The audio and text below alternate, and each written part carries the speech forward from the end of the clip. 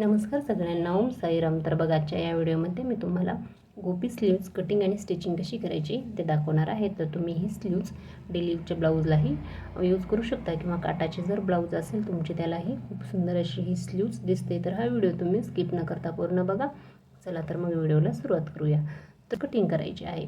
तर बघा, आपल्याला इथं बाहीची उंची टाकून घ्यायची आहे. बाहीची उंची ही 4 इंच आहे. त्याच्यात अर्धा इंच आपल्याला शोल्डरला जॉईन करण्यासाठी इथं लागणार आहे. त्याच्यामुळे आपण 4.5 इंच इथं टाकून घेतली आहे. त्याच्यानंतर दंडगेर टाकून घ्यायचा. हा दंडगेर आपल्याला फिटिंगच्या वेळेस लागणार आहे. तर पूर्ण दंडगेरेचा बघा 11 आहे, तर आपल्याला त्याचा अर्धा करायचा आहे फिटिंग टाकताना. त्याच्यानंतर बघा, आपल्याला याचा मुंडा टाकून घ्यायचा आहे. बाही कटिंग करताना आपल्याला मुंडा हा अवश्य लागत असतो. तर बघायचा मुंडा हा 13 इंच आहे पूर्ण, तर त्याचा अर्धा आपल्याला इथं घ्यायचा आहे. तर आपण आता हे डायरेक्ट अस्तरवर कट करणार आहोत. तर बघा, सगळ्यात आधी आपल्याला खालील अस्तर हे अगदी व्यवस्थितपणे सरळ करून घ्यायचं आहे. नेकलाईन वळून घ्यायची आहे. आपल्याला 4.5 इंचावर अशी खूण करून सरळ लाईन वळून घ्यायची आहे. तर बघा, आपल्याला त्याच्यानंतर त्याच्यावरती 1 इंचाची खूण करायची आहे आणि एक सरळ लाईन वळून घ्यायची आहे. तर ही 1 इंचाची खूण आपल्याला पप व्यवस्थित येण्यासाठी वरच्या साईडला 1 इंच वाढवून घ्यायचं आहे. तर आपल्याला बघायचा पप 3 इंचाचा ठेवायचा आहे, म्हणजे पूर्ण आपला पपची रुंदी ही 6 इंचाची होते. इकडचं 3 इंच आणि तिकडचं 3 इंच असे मिळून 6 इंचाची होते. त्याच्यानंतर बघा, इथं आपल्याला मुंडा खोली टाकून घ्यायची आहे. जर तुम्हाला उंचीनुसार मुंडा खोली टाकायला समजत नसेल तर मला त्याची कमेंट करा, मी त्याच्यावरही एक व्हिडिओ बनवून देईल. तर बघा, त्याच्यानंतर इथं कॉर्नरवरून आपल्याला मुंडा टाकून घ्यायचा आहे 7.5 आणि पुढे 1.5 इंच शिलाई मार्जिन टाकायची आहे आणि खाली दंडगेरही टाकून घ्यायचा आहे.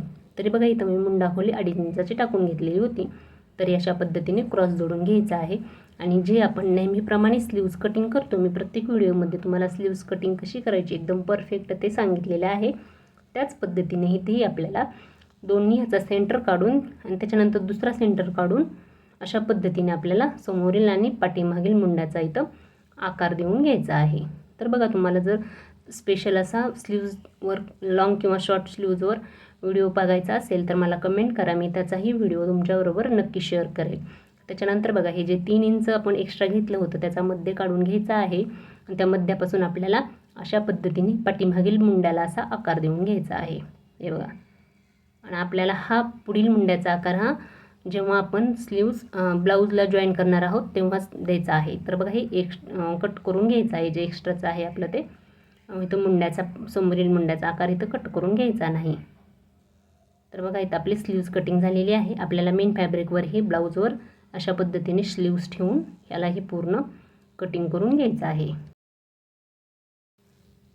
तर बघा, त्याच्यानंतर आपल्याला हे पूर्ण कटिंग करून घेतल्यानंतर आपल्याला मेन फॅब्रिक आणि अस्तर हे पूर्ण आहे तसंच जॉईन करून घ्यायचं आहे. तर बघा, याच्यावर मी मेन फॅब्रिक ठेवलं आहे, म्हणजे ब्लाऊज पीस ठेवला आहे आणि त्याच्यावर अस्तर ठेवून घेतलं आहे. आणि हे आपल्याला इथं पलटी करायचं नाही, आपल्याला जसं आहे तसंच जॉईन करून घ्यायचं आहे.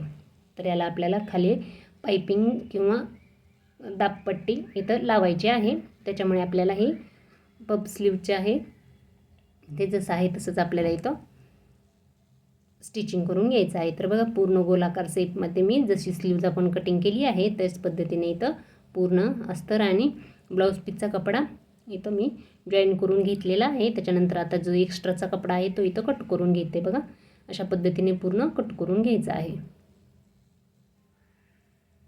तर बघा, सगळीकडल्या साईडला कटिंग करून झालं. त्याच्यानंतर आपल्याला जी ही स्लीव्ज रेडी झाली आहे त्याचा आपल्याला आता इथं सेंटर काढून घ्यायचा आहे. अशा पद्धतीने फोल्ड करून ठेवायचा आहे. आणि जो आपण 3 इंच घेतलेलं होतं एक्स्ट्रा तिथं खूण करून घ्यायची आहे. तिथं आपल्याला छोटे छोटे कट करून द्यायचे आहेत. बघा, दोन्ही साईडला करून घ्यायचे. हे अशा पद्धतीने दुसऱ्या साईडला थोडंसं टॅप केलं की तिथंही ती लाईन दिसते. बघा, अशा पद्धतीने.